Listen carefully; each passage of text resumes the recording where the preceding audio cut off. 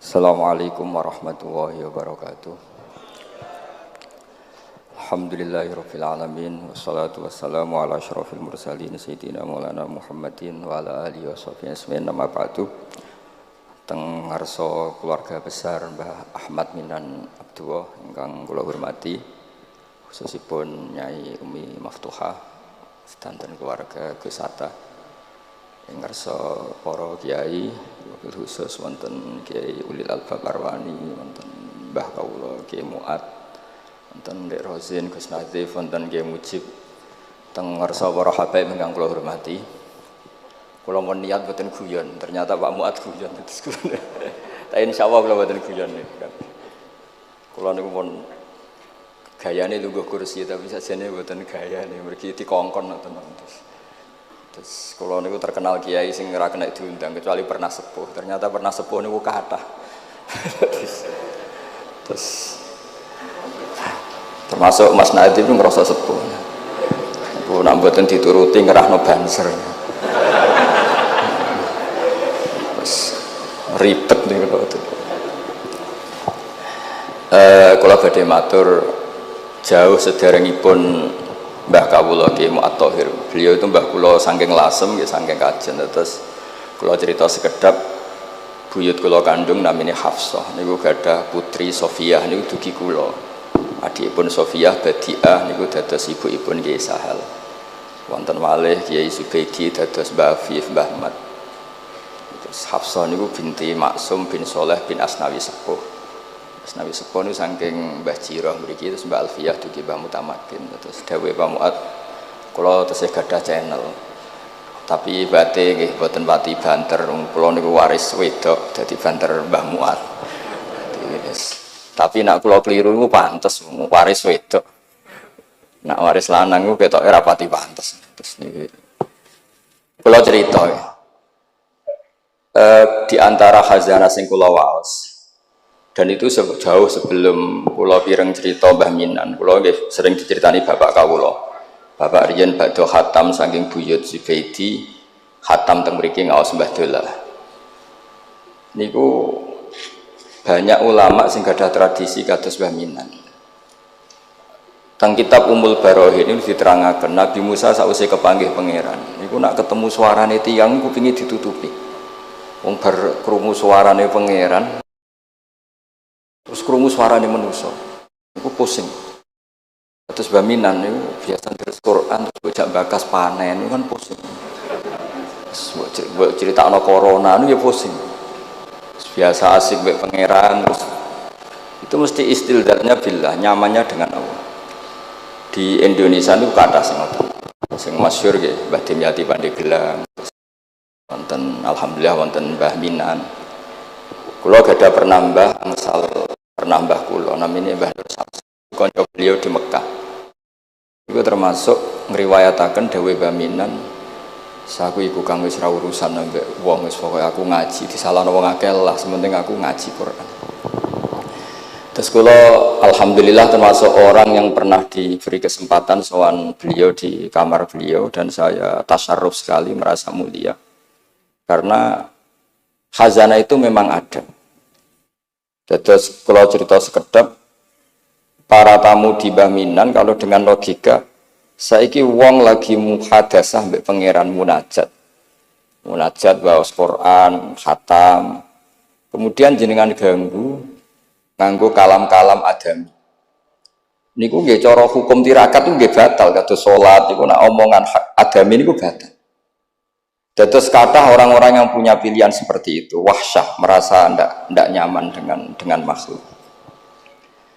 Ketika kula bahasakan mendengar suara Tuhan itu tentu ini menjadi masalah dalam kitab tauhid karena laisa fi harfin wala sautin.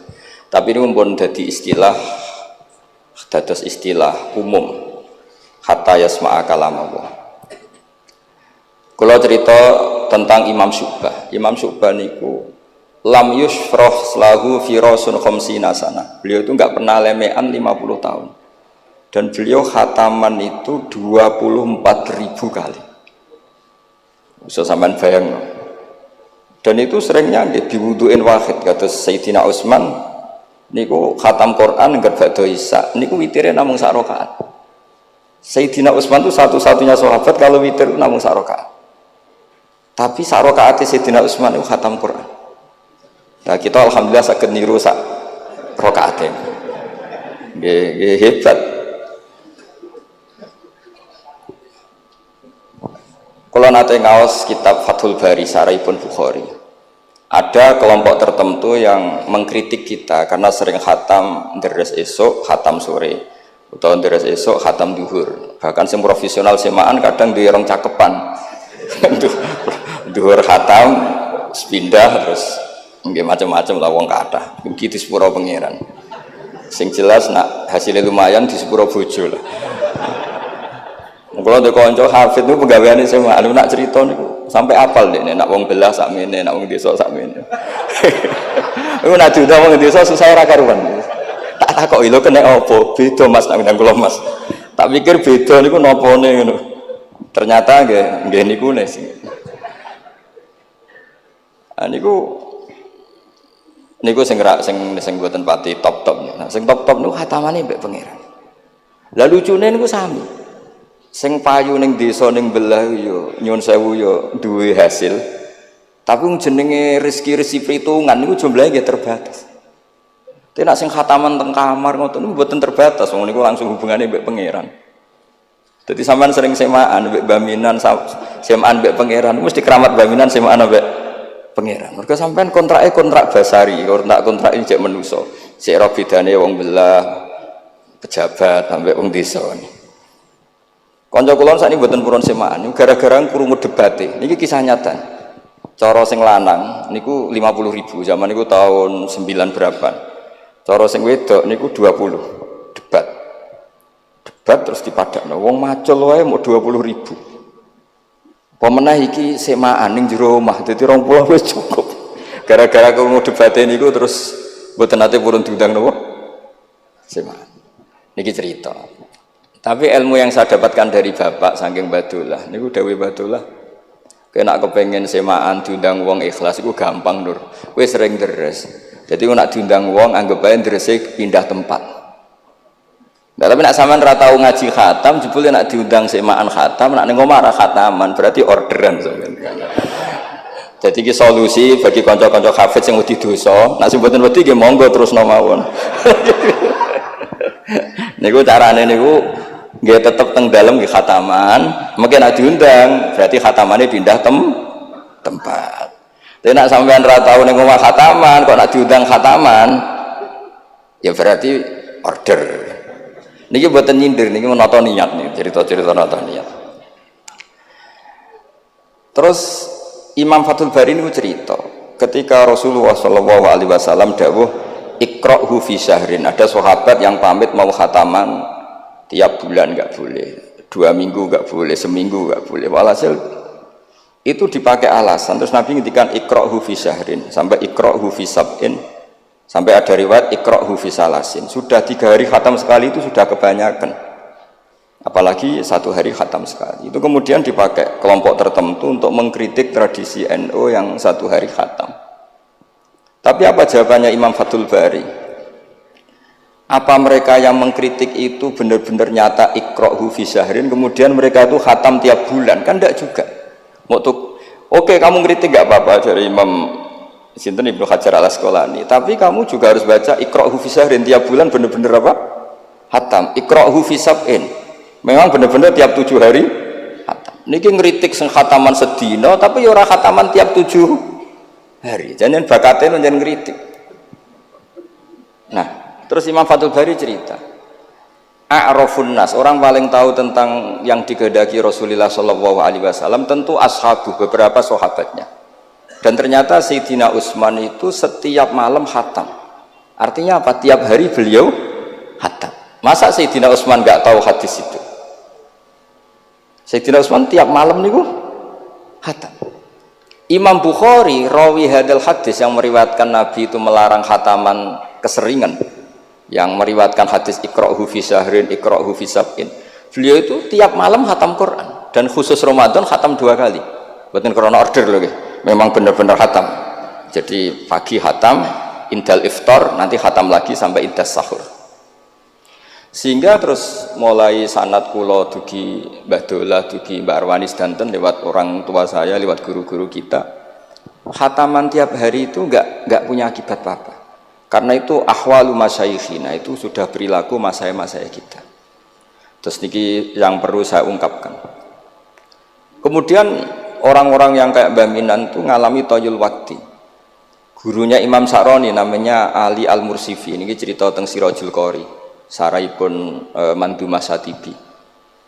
Di antara keramatipun gurunya Imam Sa'roni, niku satu hari itu khatam 360.000 satu hari.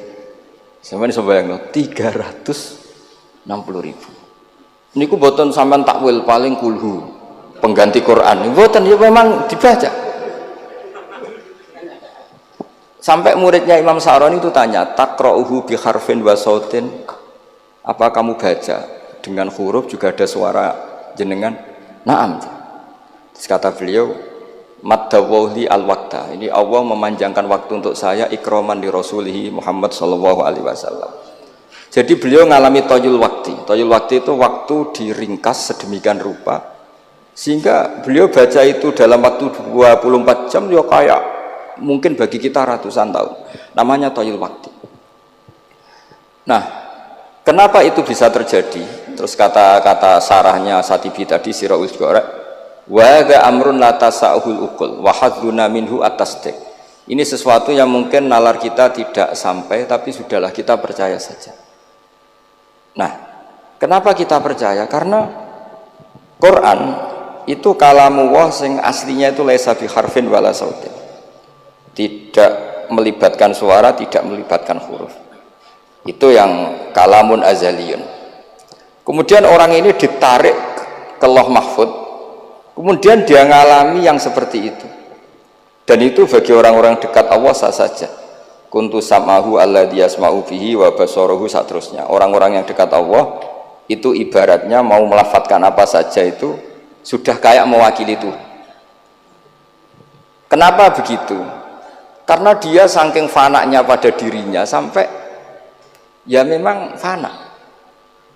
Sehingga ya dia sudah, tapi bukan manunggaling kawula Gusti mboten. Misalnya begini, saya beri contoh. Andaikan sampean itu jadi wali, sebetulnya saya bilang andaikan ini suul adab, bisa saja wali betul. Tapi kayaknya kok belum meyakinkan. Andaikan dulu, urutannya andaikan dulu. Kalau sampean jadi wali, itu nggak tahu bedanya antara ayam itu melahirkan telur atau telur lahir dari ayam dengan ayam itu lahir dari batu. Itu nggak tahu bedanya. Apalagi Nabi itu malah nggak kepikiran kalau itu ada bedanya. Kenapa? Ketika kamu percaya kudroh azaliyah sing ghairu mahsurah, kamu percaya kudrohnya Allah Ta'ala itu tamah sempurna, itu kan sampai mesti berpikir, memangnya ayam bisa bikin telur? Memangnya telur punya kemampuan apa untuk menjadi ayam? Jadi sampai tahu betul kalau ayam itu tidak ada kudrohnya sama sekali, tidak ada kemampuan sama sekali untuk melahirkan telur tercipta jadi ayam. Artinya apa? Meskipun sesuatu itu sudah adi, sudah biasa, tetap yang ada adalah kudratullah, bukan hukum adat yaitu ayam menelur. Sehingga seorang nabi itu, misalnya Nabi Soleh ditanya, apa bukti mujizat kamu? Saya minta unta keluar dari batu besar ini. Dari Nabi Soleh, ya nggak apa-apa. Karena beliau itu tahu betul ketika unta lahir dari unta, itu memangnya unta bisa apa? Memangnya unta iso gawe unta, ayam iso gawe telur. Semua itu ada kudroh azaliyah, ada kudrohnya Allah. Nah wali dan apalagi nabi itu tahu betul itu. Sehingga ya, nggak ada bedanya. Misalnya para nabi sampean tanya, ayam bisa melahirkan telur, apa batu ini bisa melahirkan telur? Ya jawabnya bisa. Sehingga ya betul lah. Terus ada Naqatus Sholeh itu keluar dari apa? Batu. Dan Nabi Soleh biasa saja karena beliau memang nabi. Rasulullah ketika sahabatnya kelaparan, terus diundang Jabir, masakannya sedikit. Ya beliau bilang ini masakan harus jadi banyak. Ya banyak, untuk orang sekian ribu cukup. Ketika sahabat kurang air di padang Sahara, gitu, sahabat bingung nyari air, Nabi malah sari, masyhur. Sare terus ya santai aja ketika beliau dilapuri kurang air terus ya sudah minum air dari sini terus fana ba'al ma' min baini asabi'i. Karena Nabi itu orang yang tidak bisa didikte oleh hukum adat. Sehingga enggak terus ayam ini bisa lahirkan telur, berarti mungkin. Kalau batu enggak melahirkan telur enggak mungkin. Terus kamu bilang ini mungkin, ini tidak mungkin. Itu kita kalau di matolek kan diajari. Padahal mungkin enggak mungkin berdasar hukum adat. Bukan berdasar kudrohnya Allah Subhanahu wa ta'ala. Nah, orang-orang yang sudah begini masalah rezeki juga gitu. Soalnya sementing para pangeran, masuk dimbarno pangeran. Akhirnya sudah sementing muamalah mbek Allah. Makanya dulu ada cerita seorang Habib, dia nggak punya pekerjaan, terus setiap hari dia sholat, tiap pagi ngantor. Ternyata dia ke musola atau ke masjid sholat. Terus kata Habib itu, ya Allah, semua orang yang kerja engkau gaji, maka saya ya harusnya engkau gaji. Niku yo terus sugih, tapi bukannya ditiru ora mergo ya. Dadi ndekne ape ngantor ya ora di kantor, wis ngantore ning masjid salat. Tapi ini enggak boleh gaya-gayanan loh yang sudah makomnya seperti itu. Ora sampean gak makome ribet. Tapi ini cerita ya, kalau tak belajar Quran. Sehingga para nabi itu gak kepikiran, misalnya Nabi Ibrahim itu gak kepikiran kalau api itu bisa membakar, karena beliau tahu api apa punya ikhtiar, api apa punya irodah, punya kehendak, api apa punya cara yang diinginkan api itu untuk membakar saya, kan tidak juga, dia benda mati, pasti itu murtangan Allah. Sehingga ketika beliau mau dibakar ya santai aja, beliau gak tahu bedanya di sana sama di sini itu. Semua nabi itu begitu, ma kunta tadrimal kitab walal iman. Makanya semua nabi itu rata-rata ummi itu ya pokoknya sudah begitu. Makanya disuruh berdoa ya nggak mau. Kata malaikat Jibril, saya Jibril untuk nolong kamu. Tidak, saya tidak butuh kamu.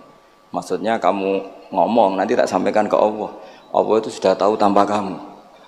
Hasbi min su'ali ilmuhu bihali.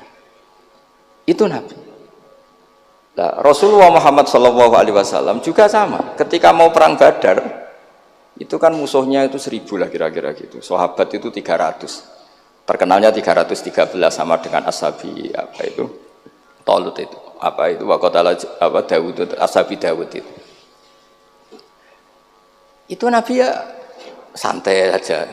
Padahal itu pedang satu dipakai orang 10. Sampai bisa bayangkan perang pedangnya gentinan. Tidak bisa kan?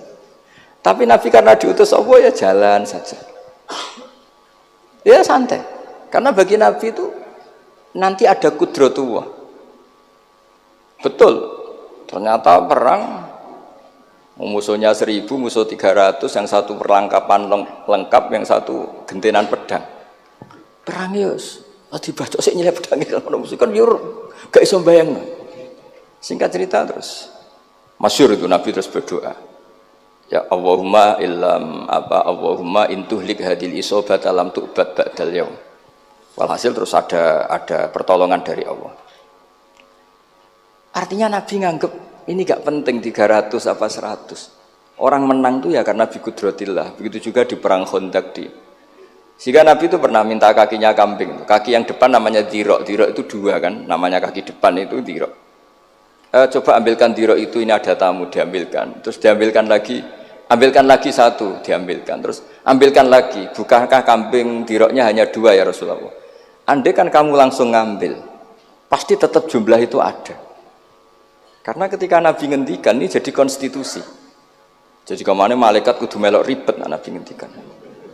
Ya masyhur kan Nabi khutbah, padahal pas musim kemarau nggak mungkin hujan cara hukum adat. Ya Rasulullah khutbah itu suwi-suwi niki wong bingung perkara ana udan. Pun pokoke niki bingung halakatil amwal mergo gak ana udan. Niku Nabi langsung ngendikan udan. Bareng udan minggu berikutnya wong kebanjiran sakniki mboten rusak krana kemarau tapi krana banjir. Niku Nabi ngendikan Allahumma hawalena wala ini langsung mari. Artinya Nabi itu gak bisa didikte terus. Ini secara ilmu falak ini enggak musim hujan.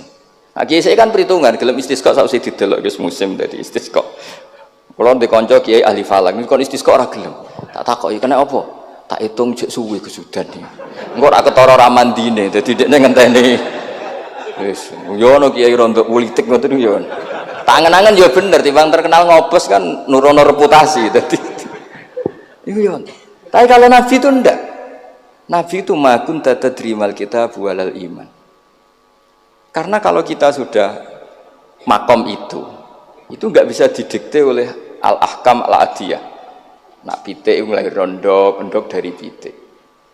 Makanya ketika ini kitab Al-Husunul Hamidiyah, hukum adat ini telah membodohkan kita lama sekali sehingga Anda tidak bisa percaya kudroh tamah. Dan ini kaitannya hormat baminan ini nanti tentang Quran. Nanti jenengan melihat mukjizat terus gampang selain. Terus kata Imam Al-Husunul Hamidiyah ngendikan, umpama klungsu niku biji asem nih. Andai kan tidak pernah terjadi klungsu itu jadi asem yang besar, kemudian buah, kemudian macam-macam lah, ditabrak truk nganti yo masalah tenan. Terus itu gak pernah terjadi. Terus akhbaru kamu birun, terus kamu diberi cerita orang, ini klungsu ini bisa jadi pohon besar sekali suatu saat. Kamu pasti tidak percaya. Oh ini mohal, masa barang kecil jadi besar. Berhubung sering terjadi, terus Anda bilang mungkin.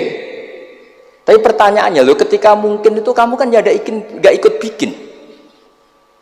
Loh namanya mungkin tidak mungkin kan kamu harus punya otoritas ikut bikin. Kamu kan tidak ikut bikin, kok bilang ini mungkin, yang ini tidak mungkin. Ketika itu sering jadi pohon besar, Anda pun tidak berkontribusi kan? Kontribusinya siapa coba? Allah Subhanahu wa Ta'ala. Nah di sini terus para wali itu sudah mengabaikan itu semua. Jadi ya Nabi kalau mau mi'raj ya sudah terbang saja. Kayak Syekh Abdul Qadir Jilani kalau mau tawaf ya tawaf saja. Padahal beliau di Baghdad. Imam Nawawi itu di Damaskus.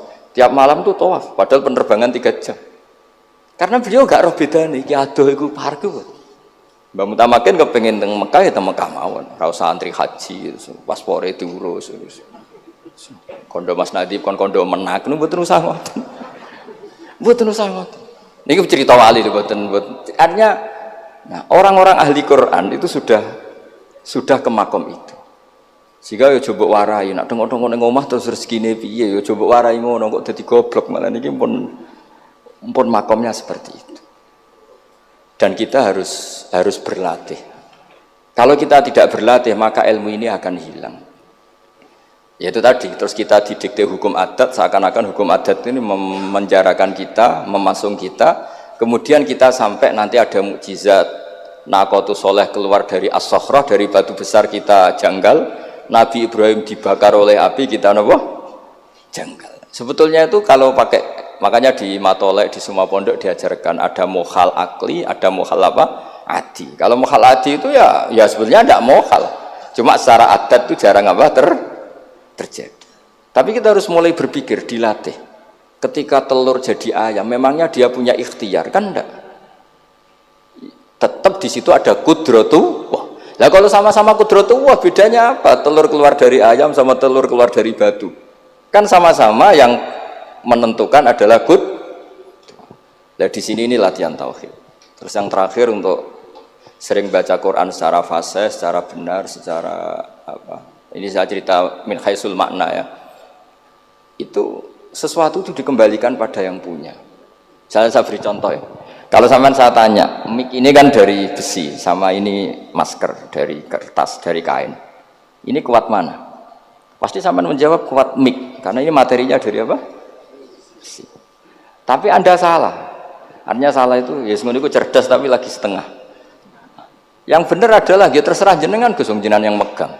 Bisa saja ini masker tak rencanakan, tak awetkan, tak simpen, tak museumkan. Saya punya rencana menghancurkan mic ini. Berarti nanti awet mana? Dinosaurus itu konstruksinya lebih kuat, tapi Allah menghendaki habis. Pitik sing ngono isak nganti saiki. Nah, kira-kira seperti itulah hukum Allah. Karena agama itu apa ciri? Ya mambiadi malakutu kulli syai'. Agama itu berkeyakinan kalau ya terserah yang punya. Jadi kalau di depan agama kamu tidak bisa bilang ini lebih kuat dibanding ini, tidak bisa, tetap terserah yang Jadi kalau jenengan cerdas betul ditanya mic ini sama masker kuat mana, terserah jenengan. Atau kalau enggak wallahu a'lam. Karena memang iya, apa artinya ini lebih kuat tapi saya punya rencana menghancurkan, tapi ini lemah tapi aku punya rencana tak awet awetkan. Nah, seperti itu harus dilatih supaya kita terbiasa iman itu bil bayyinah dengan argumen-argumen yang kuat. Karena memang syaratnya iman menurut banyak ulama ya lam yakunil ladzina kafaru min ahlil kitab wal musyrikin munfakina hatta ta'tiyahumul bayyinah. Jadi sehingga semua rasul itu punya kecakapan itu. Makanya nanti kalau suatu saat jenengan dekat ajal, dekat apa, itu harus begitu juga dilatih. Ketika saya hidup ya tidak bisa mengatur kehidupan saya, cara kerja jantung, cara kerja organ tubuh kita. Sebenarnya kita hidup kan hidup saja, kita tidak tahu kenapa hidup. Tapi sawangannya nak wis mangan menjaga kehidupan. Sawangannya nak wis berobat menjaga apa? Kesehatan. Tapi kita bisa apa di depan kudratullah? Jadi harus dilatih terus. Karena ini ngaji bagi yang ahli Quran dan sekolah suwun adat kados Mbah Minan, Mbah Dimyati, beberapa ulama yang enggak keluar kamar itu mulai dulu juga ada. Itu juga satu manhaj karena sudah asik dengan Allah maka asing mengalami wahsah dengan yang lain. Tapi juga ada ulama yang milih kumpul orang banyak sehingga manfaati orang banyak. Dan menurut saya figur-figur di kajian itu sudah sempurna larnya. Ada model Mbah Dola, Mbah Sahal, Mbak Minan sendiri tertutup, tapi Ibu Umi Tuha sosialisasi kiroati kemana-mana. Sehingga ini pelajaran bagi kita bahwa pilihan dekat Allah itu variannya banyak. Yang penting ikhlas sambil terus belajar mendengarkan makalah-makalahnya ulama. Karena makalah ulama ini penting. Kita kalau nggak diwarai ulama itu tidak bisa cara berpikir bersanad. Saya sering didhawuhi Mbah Mun, ihdinas siratal mustaqim itu siratal ladzina an'amta alaihim. Kenapa tidak siratoka, jalanmu ya Allah? Fa inna Allah ta'ala la ya'kul wa la yashrab wa la yanam. Allah itu tidak makan, tidak tidur, tidak apa-apa. Terus kita bisa niru apa, Pak? Tapi kalau siratal ladzina an'amta alaihim artinya thariqullah adalah dengan mengikuti orang-orang yang telah diberi nikmat. Jadi kita niru Mbah Dola, niru Mbah Arwani, niru orang-orang baik. Karena kita enggak bisa niru Allah. Makanya setiap Allah cerita orang kebaikan, cerita kebaikan itu pasti cerita aktor-aktornya. Ulaikal ladzina an'ama Allahu alaihim, terus minan nabiyyin. Terus itu aja diceritakan keluarganya, min dzurriyyati Adam wa mimman hamalna ma'an, supaya orang itu hormat sama leluhur. Saya kenapa cerita Mbah Mutamakin bukan tafakhur bin nasab, bahwa kita soleh begini tuh barokahnya doanya orang-orang dulu. Min dzurriyyati Adam wa mimman hamalna ma'an. Masih diteruskan wa min dzurriyyati Ibrahim wa Israil. Baru soleh secara umum yang tidak perlu nasab. Wa mimman hadaina wajtabaina. Jadi Allah menghormati nasab sampai seperti itu. Sehingga rata-rata orang-orang soleh itu ya babahnya soleh. Mosok turunane sing wakaf masjid, sing kiai puluhan tahun, kalah mbek wong sing dadaan dadi kiai. Yo ketoke rapati fair ngoten. Ini mboten kok urusan kula fanatik nasab nggih. Tapi tetap ini bisa jadi kiai karena melok partai wa mimman hadaina wajtabaina. Tapi yo ketoke yo pantese yo rada antri lah, aja kok ngarep nemen-nemen nak. Ya mosok terus misalnya ora tau wakaf masjid, ora tau wakaf tanah, ngerti-ngerti kepengin mimpin. Sing masjid iku nyunatno maulid, nyunatno dibak, ndekne mimpine ku ngaramno maulid kalau dibak. Ya nak ngaramno iku nggih masjid dhewe, aja ning masjid iki kan ngoten kira-kira. Terus Allah itu saking reganine tiang-tiang soleh dulu itu sampai ketika cerita orang baik itu pasti cerita mbah-mbahnya. Wa kana abuhuma sholihah. Ketika ada orang diperhatikan Nabi Khidir itu pertimbangannya wa kana abuhuma sholihah. Itu dalam kitabnya Said Muhammad, abuhuma itu abuhu as-sabi. Jadi bapak yang ketujuh dari Hulam ini, bukan bapaknya pas. Kayak Mbah Mutamakin sekarang sudah turunan ke berapa, tapi barokahnya sampai sekarang. Jadi selalu ada cerita itu. Makanya disebut ta'allamu ansabakum matasiluna bihi arhamakum. Kamu harus kenal nasab-nasab kamu supaya kamu bisa menyambung rahim-rahim kamu. Kemudian nasab yang gen ini khusus umatnya Rasulullah SAW, alhamdulillah ditambah nasab sebab. Jadi misalnya para habaib itu jelas mulia sekali karena dzurriyyah bad'ah min Rasulillah. Kemudian ada nasab bisabab, yaitu karena iktidak bisunnati Rasulillah atau karena ngaji atau karena ilmu. Ini disebut kullu nasabin wasababin munqati'un yaumal qiyamah illa nasabi wasababi. Sehingga ada orang yang benar-benar ahli bait karena gennya, kayak Sayyid Hasan, Sayyid Husain, tapi ada orang yang diaku keluarga Nabi karena amalnya, kayak Salman Al Farisi ketika beliau punya ide cemerlang di Khandaq, Nabi memujinya dengan apa? Salman minna ahlal bait. Jadi niki artinya gini, jenengan meskipun tidak keluarga Mbah Minan secara gen karena yang keluarganya ya tentu Mas Fatah dan saudara-saudaranya, tapi kita bisa menjadi keluarga beliau karena amal dan karena mahabbah. Nggih ngoten mawon nggih sing donga nggih ampun kula lah. Nurut mawon daripada niki bentrok nggih ribet. Wow, nak gak nurut itu Mas Nadib terus dikerano banser ning pun teng kanan kiri niku ribet niku panglima tertinggi napa? Udah kewakili itu ketuane tapi semawon yang jelas saged meremot. Nggih, monggo berdoa Al-Fatihah. A'udzubillahi minasyaitonir rajim. Bismillahirrahmanirrahim. Rahmanirrahim. Bismillahirrahmanirrahim. Nahmaduka ya ghafuru ya syakuru ma shalli wa sallim wa barik ala habibika Mustafa Muhammad wa ala alihi washabihi wa barik wa sallim asma'in.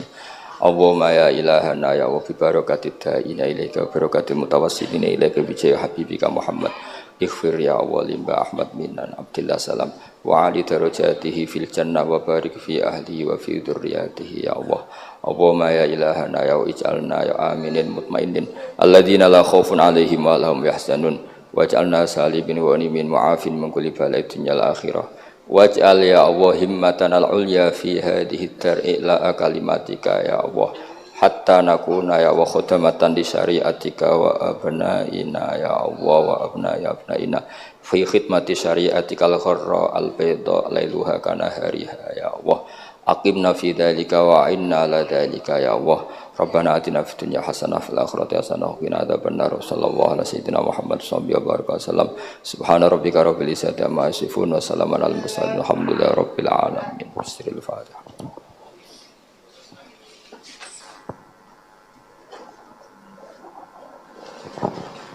Assalamualaikum warahmatullahi wabarakatuh.